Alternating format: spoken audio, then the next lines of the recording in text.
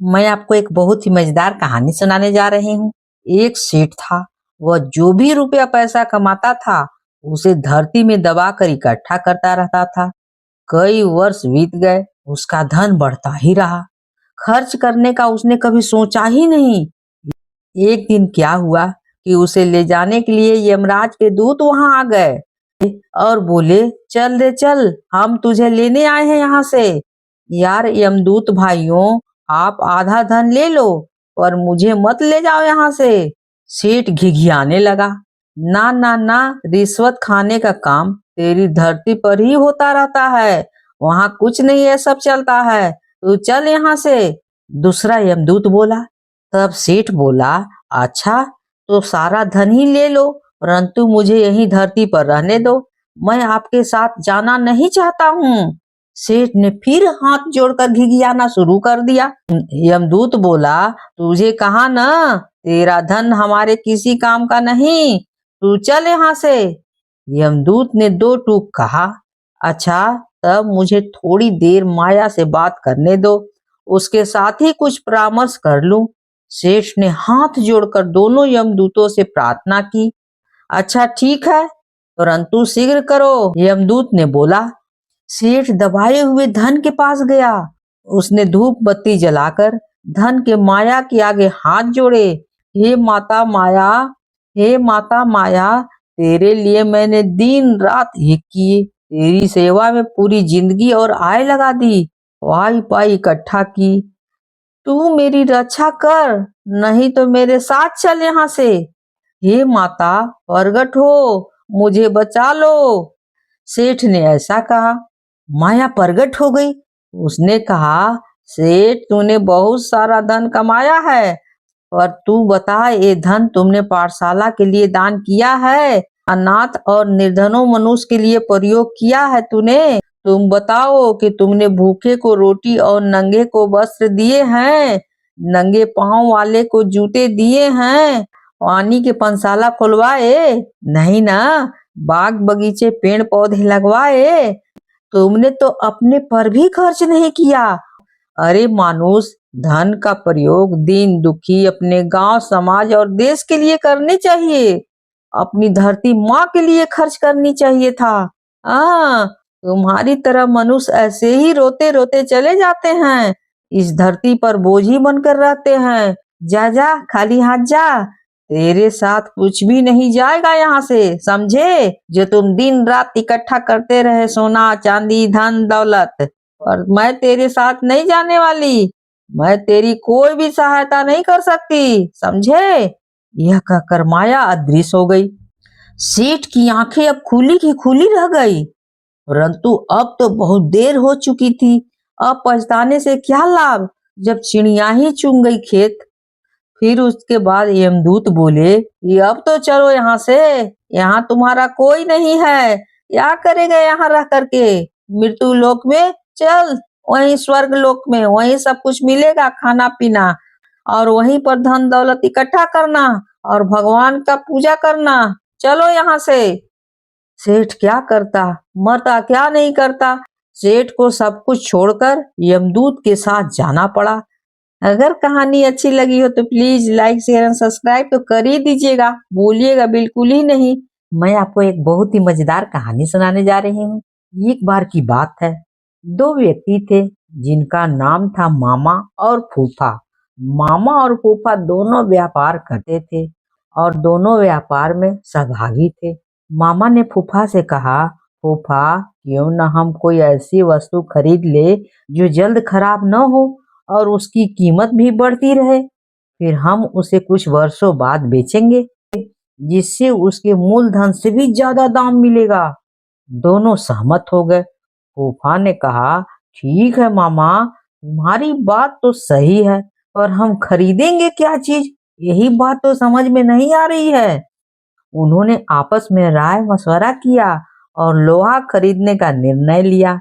दोनों ने बराबर रुपए मिलाकर लोहा खरीदा। फूफा ने मामा से कहा कि लोहा वह कहीं सुरक्षित स्थान पर रख दे। मामा ने लोहा अपने पास एक पुरानी कोठरी में रख दिया। कुछ दिन तो लोहा जस का तस रखा रहा, पर धीरे धीरे मामा के मन में लालच आ गया और मामा फूफा को बिना बताए लोहा बेचने लगा। काफी दिनों बाद फूफा मामा के पास गया और बोला, मामा, आज लोहे का भाव काफी बढ़ गया है, जल्दी से जल्दी वो लोहा निकालो, हम उसे बेच कर आते हैं। इस पर मामा बोला, फूफा, लोहा तो अब कबाड़ घर में नहीं है, क्योंकि लोहे को तो घून खा गए हैं। फूफा समझ गया कि मामा ने उसके साथ धोखा किया है और उसे बिना बताए सारा का सारा लोहा बेच दिया। फूफा को क्रोध तो बहुत आया और वह बिना कुछ कहे सुने वहां से चला गया। इस घटना के कुछ दिन बाद फूफा मामा के पास आया और बोला, मामा, एक बारात में जा रहा हूँ, बड़ा इंतजाम है, अकेला ही हूँ, चाहो तो अपने लड़के को हमारे साथ भेज दो, उसकी भी मौज मस्ती हो जाएगी और कल सुबह तक हम लोग वापस भी आ जाएंगे।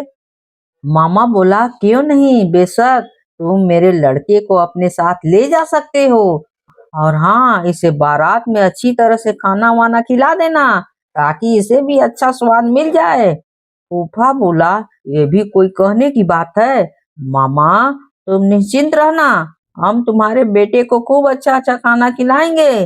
इस तरह से 2 दिन बीत गए। मामा का लड़का अभी तक घर वापस नहीं आया। मामा को बहुत चिंता हो गई कि अभी तक उसका लड़का वापस क्यों नहीं आया है। वो अपने लड़के के बारे में जानने के लिए फूफा के पास गया और बोला, फूफा, मेरा लड़का कहाँ है, कुछ पता आता नहीं चल रहा है, कहाँ रखा है, वो तो अभी तक घर क्यों नहीं वापस आया है। फूफा ने कहा, क्या बताऊं मामा, रास्ते में एक चील तुम्हारे लड़के को उठा कर ले गया है, हम क्या कह सकते हैं तुमको।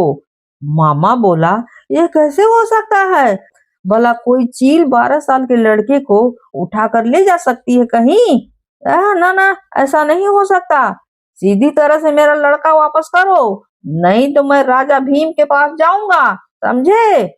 फूफा बोला, ठीक है मामा, चलो राजा जी के पास चले, अब वही न्याय करेंगे। मामला वहां राजा भीम के सामने पेश हुआ।